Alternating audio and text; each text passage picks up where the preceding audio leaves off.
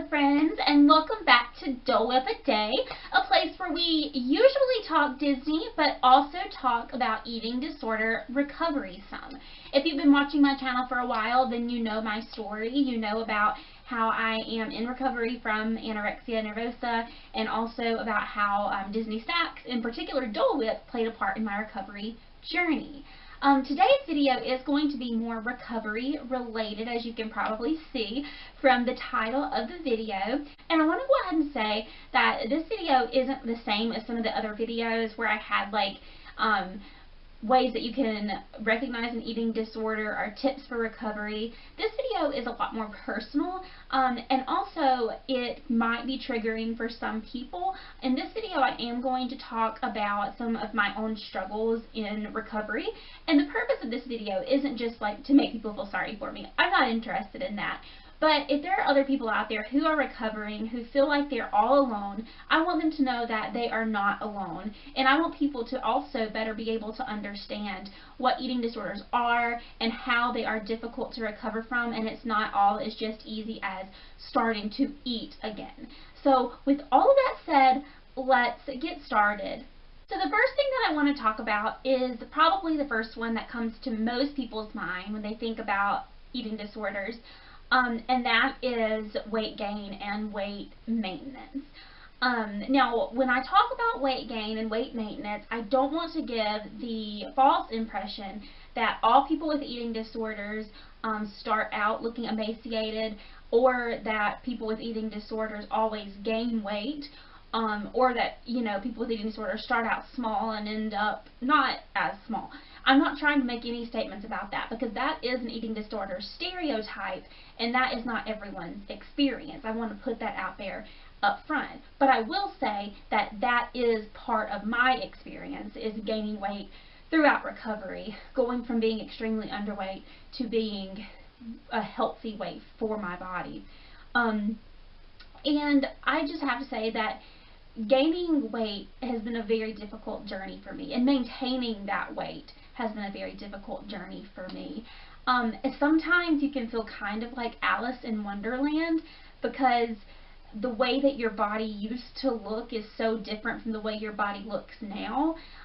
Eating disorders are very comparative as well, and so I'll admit sometimes it's very odd and awkward to know a person that was larger than you and now they're smaller than you. It is very much that Alice in Wonderland experience. But I also want to say weight gain isn't always about how you look. People aren't always so worried about how they look once they've gained weight. Gaining weight is also about how it feels. You can feel very uncomfortable in your body once you have gained weight. You know, especially during the summer. Clothes fit differently, things that didn't used to like touch, and it's all very uncomfortable. I don't really, it's kind of awkward to talk about, but it is a very, very uncomfortable process, and I think people don't understand how completely frustrating it can be for your body to feel different. You literally are moving through the world in a different way. And the second thing I want to talk about is kind of related to that. I want people to know that not all eating disorders start out as a body image issue thing. They don't all start out about like a weight thing in terms of you're worried that you look a certain way and you want to look a different way. For me, my eating disorder started much more related to just some difficulties that were going on in my life, and me looking for some kind of goal I could accomplish, something I could be good at when everything else felt like it was falling apart and I was failing at everything in my life. It was sort of a reaction to chaos that was going that was going on all around me. But after I gained so much weight in such a short period of time, I did start to experience much more body image distress than I even did when my eating disorder started and when I was in the deepest, darkest parts of my eating disorder. And I feel like this is something that's very hard for my family to understand, for friends to understand, and even for me to understand. So now, when I'm struggling with eating disordered behaviors, sometimes it is more about my body image, when before It wasn't. Now, should that stop you from recovering or from entering recovery? No, it shouldn't, because your body is a vehicle. Your body is a blessing through which you can experience the world that you are living in. Your body is a blessing because it allows you to do that. And even though your body may grow during recovery, and I'm still teaching myself this every day, believe me, just yesterday I was not very nice to my family, and I was having a really bad day because I hated how I felt in this body that I'm in right now. But recovery really is worth it despite all of that. In fact, I think I'm going to read you a poem really quick that I wrote about body image and recovery. Let me grab my notebook and I'll be right back. So the first poem that I'm going to read to you is about how eating disorders are not just about the weight, how it's about something beyond the weight. In fact, the weight gain and the weight loss, anything related to weight, is just one of many symptoms of an eating disorder. It is not the eating disorder itself. So this poem goes like this. I lost it all in a 5-year fall, but the only loss they ever saw was the numbers, the bones. I had to almost die for them to ask what was wrong. Then they thought numbers were the problem, so numbers must be the cure. And now I look more like myself, but I still don't know the cure. I lost the pounds in tears. Now I've gained by holding them in. But it's not the tears that anyone sees. No, numbers are my sin. Read between the numbers, and you'll find more hiding there. You'll find a hungry, empty heart, the weight she cannot bear. So, there's that. That one's a little bit depressing. So now I'm going to read you a much more uplifting poem. I wrote all these poems pretty much while I was in treatment and then throughout my recovery process. So here is a more positive poem. Maybe it is, after all, possible to settle into my skin like a prodigal daughter come home, collapsing into a loved one's arms. Maybe it is possible to partake in the sumptuous feast and be filled, appreciating my belly for its laughter. Maybe it is possible to hear that I am loved and believe it, so that coming home to my body, I can live there and build a life. Okay, so now that all my corny poetry is aside, thank you guys for bearing with me and listening to that, I'm going to talk about something else, and this is getting more into the emotional experience of recovery in terms of how recovery unearths the things that you used your eating disorder to hold inside. Because eating disorders are like a coping mechanism. They're how you deal with distress in your life in order to avoid dealing with that distress in your life. And so recovery often means that all of these negative feelings, all of these bad things you've been holding inside come to the surface, and you suddenly have to find a new way to deal with those things. So recovery is very much a journey of learning how to cope with things without using your eating disorder to cope with them. For me, journaling and my faith has been very important in me overcoming my distress that would typically lead to my eating disorder. Also, making these kinds of videos and talking it out has been very helpful. If you're in recovery, keep pursuing finding those healthy ways to deal with your negative emotions rather than resorting to your eating disorder, because there are so many healthy ways that can help us grow and thrive as people rather than slowly killing ourselves. So the next thing that I want to talk about is diet culture. Now, diet culture refers to the way that our culture is saturated with people trying to lose weight, people trying to tell you how to lose weight, people dieting, people trying to tell you the best diet to be on, people telling you the healthiest way to eat. Just a newsflash, the healthiest way to eat is to consume food and to fuel your body. It's not necessarily cutting out all these things that are bad for you. All foods can be healthy for you if you are eating them in a healthy way. So diet culture is everywhere we go. It's on social media, it's on television, and very rarely do they come with any kind of trigger warning. So a person who is in recovery from an eating disorder is constantly being potentially triggered by things that they see on Facebook, that their friends are posting, things that they see on Instagram, things that you see on TV. And just a side note, I want to make very clear, when we talk about trigger warnings and how important they are, being triggered is not just being offended by things that don't even matter. Being triggered is being reminded of some sort of traumatic experience that causes you to either relive that experience or to engage in behaviors that are harmful to you because of what it stirs up inside of you.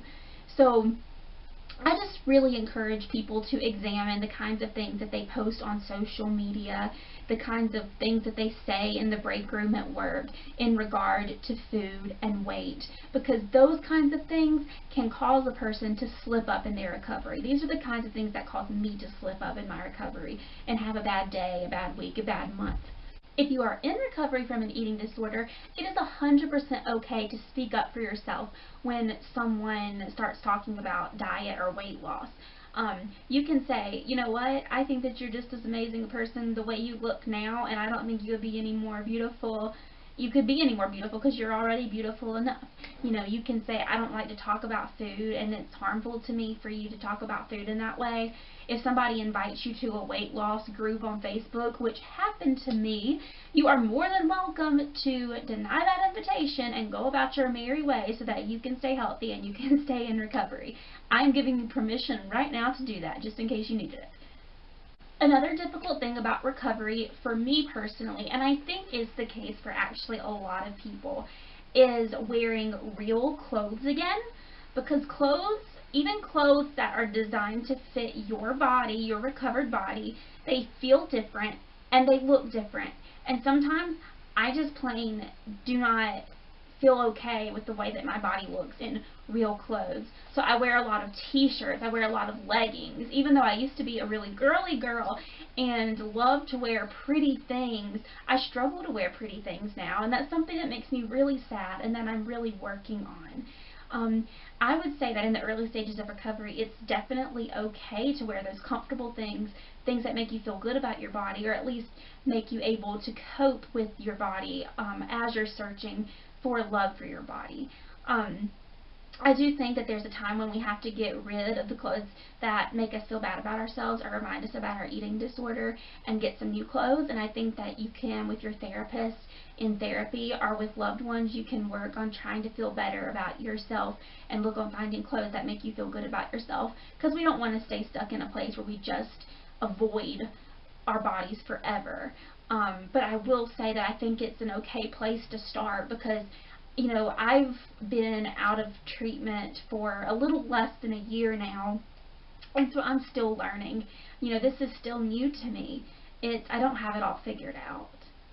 Another really hard thing to get people to understand about eating disorders is that once a person starts eating again, or starts eating food, or seems to have a more healthy relationship with food, it does not necessarily mean that they're okay. In fact, for a while you feel like you're more not okay, because think about it. If denying yourself food is a way that you're coping with distress to avoid distress, then when you start eating food, it's going to trigger feelings, those bad feelings, kind of like I talked about earlier in this video. But just because a person is eating food doesn't mean that they are fully recovered. It doesn't mean that they don't still experience body image distress, don't still slip up in their recovery from time to time. So don't assume that just because a person is now eating that they are fully recovered and they're okay and they're never going to struggle with their eating disorder again. A person with an eating disorder needs to constantly be proactive in trying to prevent themselves from falling back into eating disorder behaviors even after they've already started eating. Relapse is very common in eating disorders, and so it's very important to constantly pay attention to whether you're about to slip into a behavior or not, and not feel so secure in your recovery that you think it's okay to start dieting again or engaging in behaviors again. Another struggle with recovery is that sometimes you just get tired of food, and sometimes food is just scary and you just get sick of it. And I just wish people could understand that. Sometimes you just look at a plate of food and you're like, I just can't do this. And that's where it's really important to have a good, solid support system. People who can walk you through a meal, you know, you can FaceTime a friend who you trust and maybe ask them if it's okay if you have your meal while you're talking to them on FaceTime.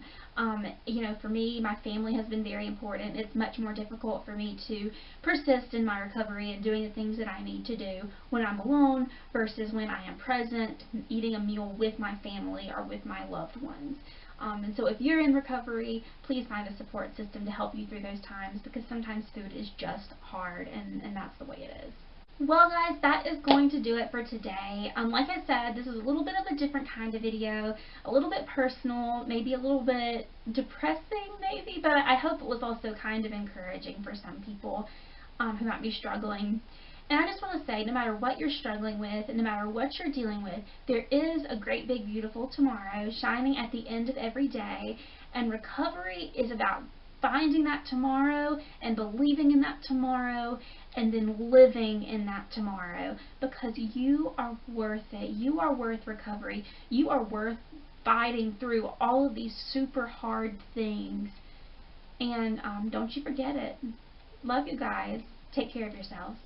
Bye-bye.